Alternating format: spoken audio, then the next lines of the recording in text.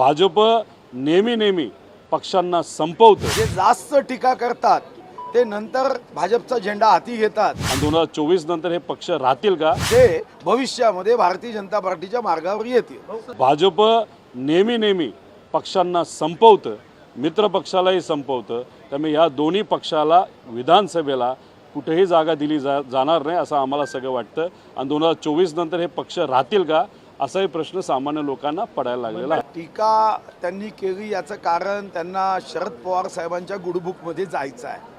पण माझा अनुभव गेल्या काही वर्षात काय, जे जास्त टीका करतात ते नंतर भाजपचा झेंडा हाती घेतात आणि विश्वगौरव नरेंद्र मोदींच्या नेतृत्वात देशाची चिंता करतात।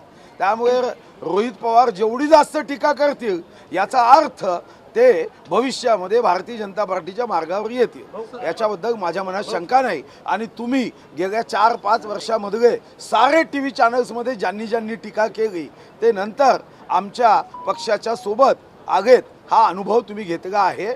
आणि मग नावं घ्यायला जाऊ नका। आणि अनेक लोक त्या मार्गावर आहे, अजूनपर्यंत आम्ही आमचा दरवाजा काही लोकांसाठी उघडलेला नाही। देश विदेशातील प्रत्येक घडामोडींचे लाईव्ह अपडेट मिळवण्यासाठी आता साम टीव्हीच्या सर्व सोशल मीडिया प्लॅटफॉर्मला लाईक, फॉलो आणि सबस्क्राईब करा। तसंच सर्व नोटिफिकेशनसाठी बेल आयकॉन प्रेस करायला विसरू नका।